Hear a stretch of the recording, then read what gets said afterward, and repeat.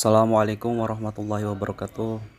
Selamat pagi menjelang siang. Perkenalkan kami dari kelompok 6 mata kuliah metodologi studi Islam yang beranggotakan yaitu Widya Astuti dengan NIM 2008202041 dan saya sendiri Muhammad Fahmi Mubarak 2008202061. Di sini kami akan menjelaskan tentang studi Al-Quran dan studi hadis. Poin pertama yaitu studi Al-Quran. Sub 1. Metodologi penafsiran Al-Quran. Tafsir Al-Quran adalah penjelasan atau keterangan untuk memperjelas maksud yang sukar dalam memahami dari ayat-ayat Al-Quran. Dengan demikian, menafsirkan Al-Quran adalah menjelaskan atau menerangkan makna-makna yang sulit pemahamannya dari ayat-ayat tersebut. Sebagai upaya untuk menjelaskan maksud dari ayat-ayat Al-Quran tersebut, objek yang dijadikan kajian dalam menafsirkan Al-Quran adalah kalam Allah. Dalam konteks ini, ia tidak perlu diragukan dan diperdebatkan kembali mengenai kemuliaannya, kandungannya, meliputi akidah-akidah yang benar, hukum-hukum syara, dan lain-lain. Tujuan akhirnya adalah dapat diperoleh tali yang amat kuat dan tidak akan putus serta akan memperoleh kebahagiaan baik di dunia maupun di akhirat. Adapun metode penafsiran Al-Quran secara garis besar dibagi dalam 4 macam metode. Yang pertama, metode ijmali atau global. Kedua, metode tahlili. Ketiga, metode muqarrin atau komparatif atau perbandingan, dan lebih gampangnya perbandingan. Jadi di dalam metode ini perbandingan antara tafsir satu dengan tafsir yang kedua. Yang terakhir yaitu metode maudhu'i, tematik atau mengenai tentang ilmu pengetahuan. Sub yang kedua yaitu studi living Quran. Studi living Quran yaitu kajian atau penelitian ilmiah tentang berbagai peristiwa sosial agama yang terkait dengan kehadiran Al-Quran atau keberadaan Al-Quran di sebuah komunitas muslim tertentu. Muhammad Mansur mengatakan bahwa living Quran sebenarnya bermula dari fenomena Quran in everyday life, yakni makna dan fungsi Al-Quran yang real dipahami dan dialami oleh masyarakat muslim. Berbeda dengan studi Al-Quran yang objek kajiannya berupa tekstualitas Al-Quran, maka studi living Quran memfokuskan objek kajiannya berupa fenomena lapangan yang dijumpai pada komunitas muslim tertentu. Sub yang ketiga yaitu studi manuskrip.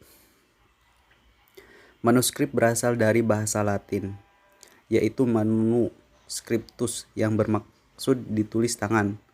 Mahyudin 2016. Dalam artian manuskrip itu ditulis tangan. Manuskrip Melayu merupakan salah satu hasil seni dan bukti keunggulan serta kehebatan daya cipta masyarakat Melayu tradisional pada zaman dahulu. Manuskrip Melayu ditakrifkan sebagai karya-karya hasil tulis tangan menggunakan tulisan Jawi serta dihasilkan dalam lingkungan akhir abad ke-15 Masehi hingga awal abad ke-20 Masehi, yaitu sebelum kewujudan mesin cetak di Pulau Pinang pada tahun 1806. Poin yang kedua yaitu studi hadis. Sub poin pertama, definisi hadis. Secara bahasa, kata hadduja bermakna jaddud yang berarti baru. Lawan dari kata qadim yang berarti lama. Qorib dekat, lawan dari kata ba'id jauh, dan al-khobrun berita. Sedang khobar diartikan sebagai sesuatu yang dibicarakan dan dinukilkan dari seseorang. Dari pandangan etimologi tersebut, maka hadis dimaknai sebagai periwayatan atau ikhbar yang bermakna mengkhabarkan. Sedang dalam pandangan terminologi atau dalam bahasa atau dalam istilah, diantaranya memiliki definisi hadis sebagai berikut.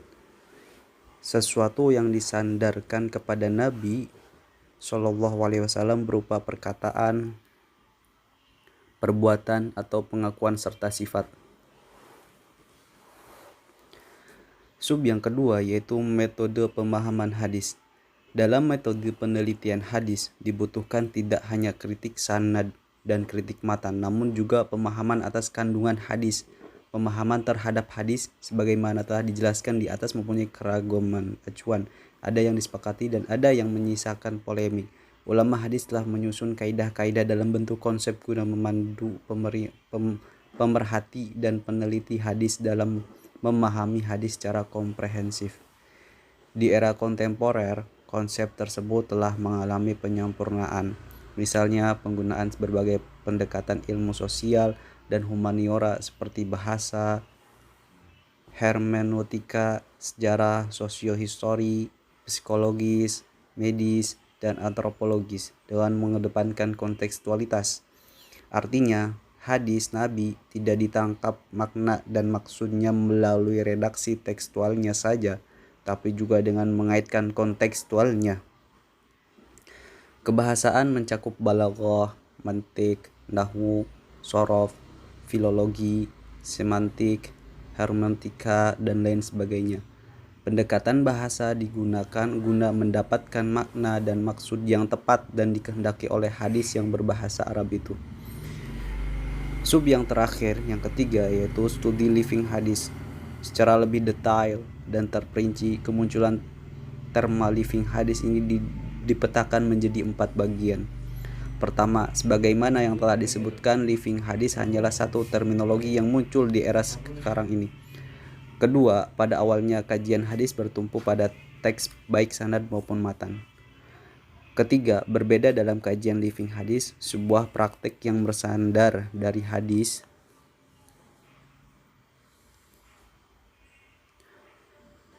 tidak lagi mempermasalahkan apakah ia berasal dari hadis sahih, hasan, dhaif. Yang penting ia hadis dan bukan hadis maudhu'. Sehingga kaidah kesahihan sanad dan matan tidak menjadi titik tekan di dalam kajian living hadis. Keempat, membuka ranah baru dalam kajian hadis. Kajian-kajian hadis banyak mengalami kebekuan. Terlebih lagi pada awal tahun 2000-an, kajian sanad hadis sudah sampai pada titik jenuh. Sementara kajian matan hadis masih juga bergantung pada kajian sanad hadis. Mungkin itu saja yang bisa kami sampaikan. Assalamualaikum warahmatullahi wabarakatuh.